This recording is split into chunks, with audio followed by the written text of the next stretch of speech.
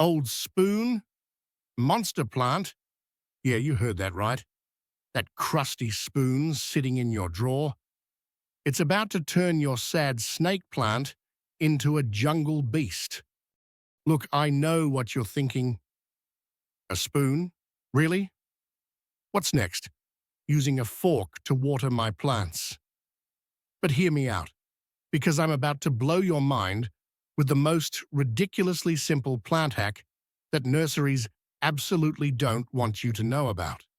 I'm talking about explosive growth. I'm talking about your snake plant going from meh to whoa. Call the plant police in just a few weeks. And all it takes is something you probably already have collecting dust in your kitchen. Before we dive into this botanical black magic, smash that subscribe button to Plant Care Secret, because if this video can make you gasp at a spoon, imagine what the rest of our content will do to your plant game. Let's be real for a second. Your snake plant is probably just sitting there, not dying, because let's face it, snake plants are the cockroaches of the plant world. They refuse to die. But they're not exactly thriving either, are they?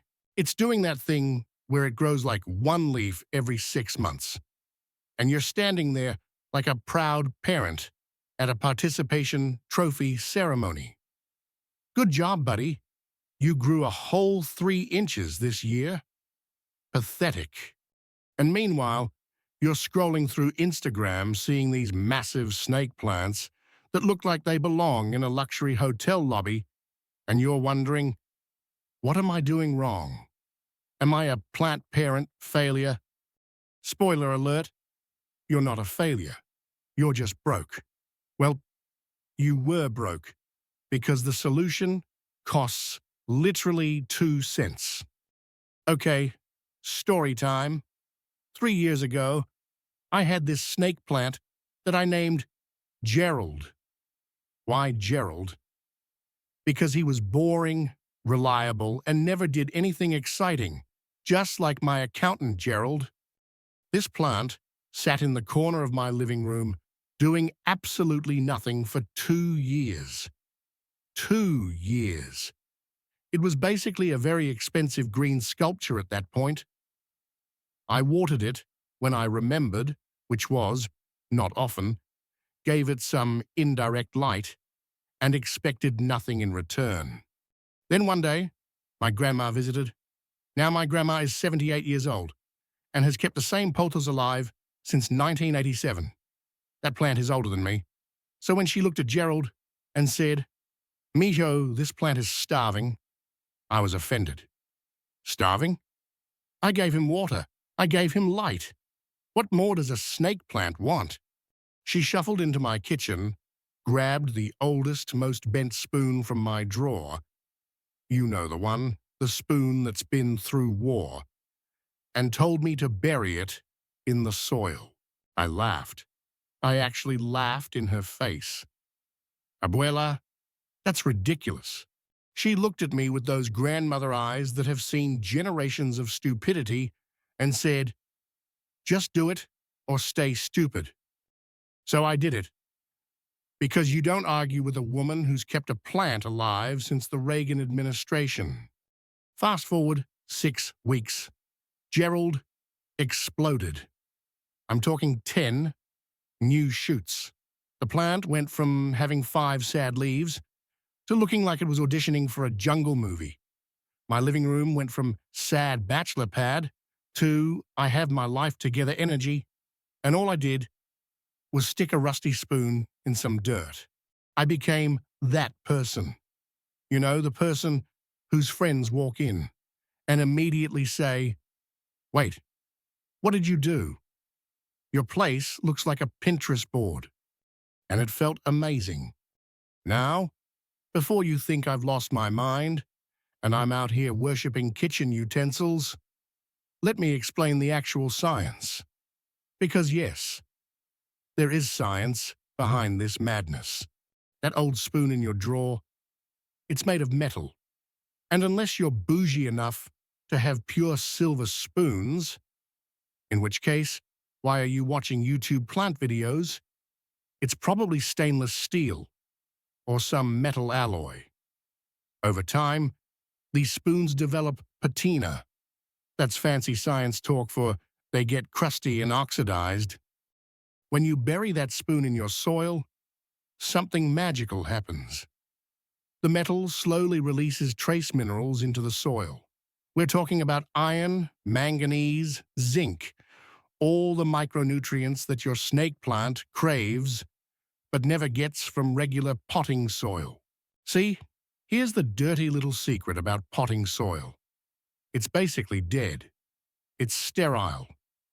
It has the macronutrients, nitrogen, phosphorus, potassium, sure, but all those tiny trace minerals that make plants go absolutely feral, nope, not there. Your snake plant in the wild would be pulling minerals from the decomposing rocks, animal waste, decomposed organic matter. But your Gerald, he's sitting in a pot with soil from Home Depot that's about as nutritious as cardboard. The spoon acts like a slow-release mineral supplement. As the metal oxidizes, it breaks down microscopically and enriches your soil. It's like putting a multivitamin in your plant's diet, except it lasts for years. And the best part? This isn't some new age crystal healing nonsense. This is actual agricultural science. Farmers have been using scrap metal in soil for centuries. They just don't call it the spoon hack, because that doesn't sound as professional in their journal publications. All right, let's get practical. Here's how you're going to transform your sad snake plant into a conversation starter. Step 1. Find the oldest, most unloved spoon in your kitchen. We're talking about the spoon that's been through the dishwasher 10,000 times. The spoon that's slightly bent. The spoon you never use because it's weird. Perfect, that's the one. Step 2. Give it a quick rinse. We're not trying to serve soup with it. We just don't want last week's oatmeal crusted on there. Step 3. Stick that spoon directly into the soil around your snake plant. Don't overthink it. Just push it down about 2 to 3 inches deep, close to the edge of the pot, not right next to the stem. We're feeding the roots, not impaling your plant. Step 4. Forget about it. Seriously, this is the easiest step. The spoon does all the work. You don't need to do anything else except continue your normal watering routine. Pro tip, if you have a large pot, use 2 spoons. Go wild. Live dangerously.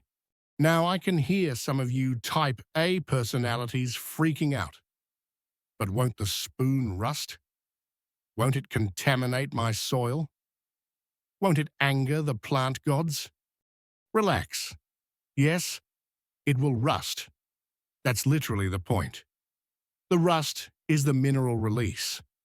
And no, it won't harm your plant. Iron oxide, rust, is actually good for plants in small amounts.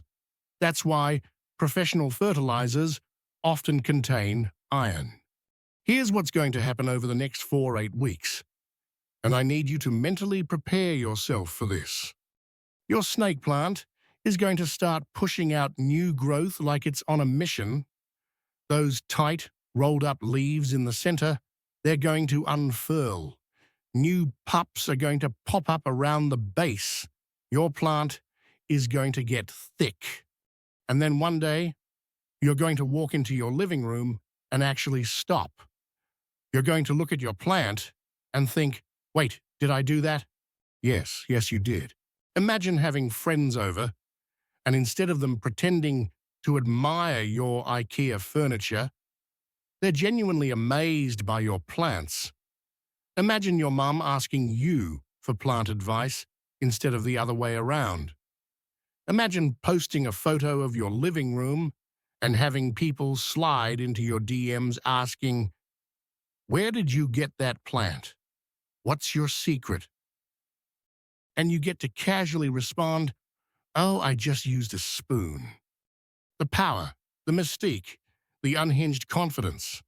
This is what we're after, people. We're not just growing plants. We're growing an aesthetic. We're creating a space that makes you feel like you have your life together, even if your laundry has been sitting in the dryer for 3 days. Because here's the truth. Plants change spaces. A thriving snake plant in the corner of your room does more for your mental health than any motivational poster ever could. It's life, it's growth, it's proof that you can keep something alive and thriving. And when you walk into a room filled with lush, healthy plants, you don't just see green, you see peace, you see accomplishment, you see a space that finally looks like those design magazines you've been drool scrolling through at 2 a.m. You deserve that space, and it costs 2 cents.